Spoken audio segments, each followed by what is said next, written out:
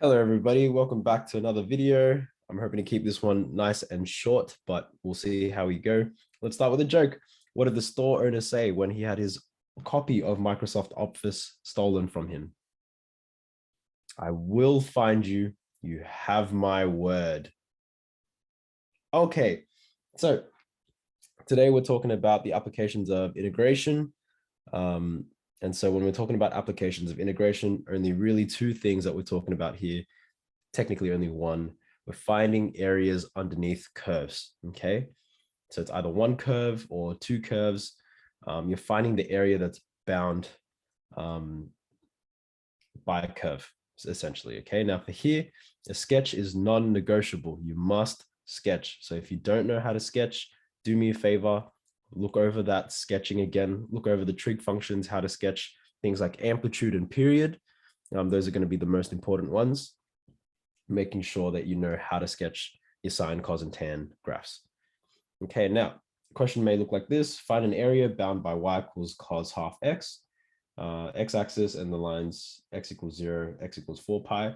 So immediately I know, okay, well, I'm looking between 0 and 4 pi. So let's say 4 pi is going to be, oops, if I can get my pen out, let's say that's 4 pi there. That means roughly in between will be 2 pi, and then that'll be 0. And so I know that it's going to look something a little bit like this, and pi, 3 pi. So it's going to look something, not perfect, but something like this. Now, I know that the period of this one is going to be 4 pi because of the half in front of the x. Okay, so that there is not a great drawing, but we get the idea. And so here, if I'm looking for the area that's bound between the curve, I can see here that I'm going to get a positive area up here, another positive area up here, and then I'm going to have a negative area down here.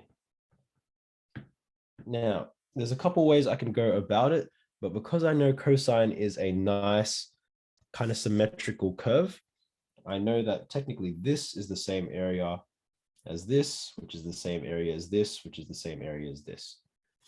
So for me to calculate this, all I'd really have to do is the integration of between 0 and 4 pi of cos half x dx is just going to be the same thing as 4 lots of the integration just between 0 and pi. So between 0 and pi of cos half x dx. And that would be it for me. So can you see how understanding how my graph works is going to allow me to make a lot of a lot of help here, because that there between those two would have given me a negative area. So what I'm going to do is I'm just going to take the positive area that's up here and I'm going to multiply it by 4. 1, 2, 3, 4. Okay, now all of that can only really happen when you understand what the graph looks like, but I'm going to go ahead here. At this point, it's just an integration question. So that means, and I probably also should have written half x. So if I was to integrate this now, it should just become cos will integrate to sine. And there'll be 2 sine half x, because it's 1 over a half. And this will be between 0 and pi, and there's going to be another 4 on the outside. So it's just going to be 8. And then the 4 times 2 gives me the 8 sine half x between 0 and pi. And let's see if I can fit this in one more line. So it's going to be 8, and it's going to be sine pi on 2, because that's where the pi comes in. Take away sine 0. And that there is sine pi on 2, sine 90. If we remember correctly, sine 90 is 1. Okay, so it's just going to be 8 units squared. And that should be our answer there. Okay, now let's try one more, different example.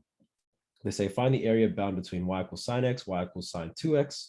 x equals 0 and x equals pi on 3, given that the curves intersect at x equals pi on 3. So again, non-negotiable. Let's draw a graph. Now I know that sine x is supposed to look like this, and y equals 2 sine x is supposed to look a little bit like this.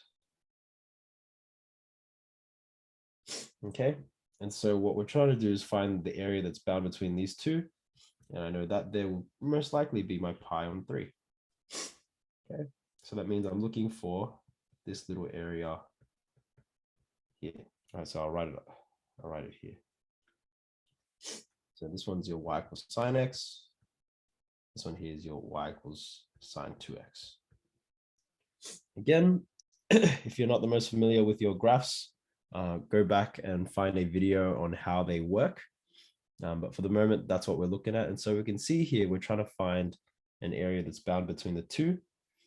So what's nice about this is whenever there's an area bound between two, it's just a subtraction of one area from the other. So what's nice is we know that it's between 0 and pi on 3, because we know that that's where they intersect. We've been given that in the question. But here it's just going to be the top function, take away the bottom function. So what's this one on top? This one's y equals 2 sine 2x. So that's going to be the first one. And then on the bottom is going to be the y equals sine x. So it's just going to be the integration of sine 2x, take away sine x dx. And that there becomes your integration. Now I'm hoping here that it turns out somewhat nicely. So let's go the integration here. Sine 2x becomes, when we integrate sine, it becomes negative cosine. So it becomes negative a half cos 2x. And then again, negative sine will now integrate to, or if we look here, sine, cos. Negative sine will integrate to positive cos. So it'll be plus cos x. There's no coefficient, so nothing to take out the front. And that's it between 0 and pi on 3. And so here, what we're left with is we should just be left with your calculations here. And I might leave this to you guys to do, but let me see what I can do. Minus a half cos 2 pi on 3 plus cos of pi on 3, take away negative a half cos, that'll be 0 plus cos 0. So let's see what we have here. 2 pi on 3 is cos 120. It's the same thing as it's negative cos 60. And cos 60 is pi on 3. 1, 2, 3. Cos 60 is adjacent over hypotenuse. So it's just going to be times negative half. Plus cos pi on 3 is just going to be a half.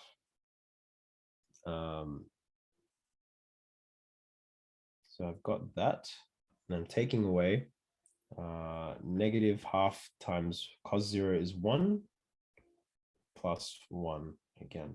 So again, let's see what we've got here. I've got positive a quarter plus a half. And then I'm going to take away what's a negative half plus 1? It's just going to be positive half. And then so what we get here is that half will cancel out with that half, and I'm just left with a quarter units squared. And that there should be your answer for the area that's bound in between those two. Notice how I didn't have to take any absolute values because everything is above the x-axis. There's nothing below. So we're all good. We're all sweet. And this part here is just arithmetic. It's just kind of putting in the steps, substituting in, finding your exact values. You can use a calculator here at this point. Just remember, if you put pi into your calculator for radians, you need to be in radians mode. Okay, for those of you guys, quickly, if you've forgotten, radians mode should just be shift mode. And then you pick the one that says rad. And that will put you in radians mode. hopefully that helps. I'll catch you guys later and I'll see you tomorrow or the day after. Okay, bye bye.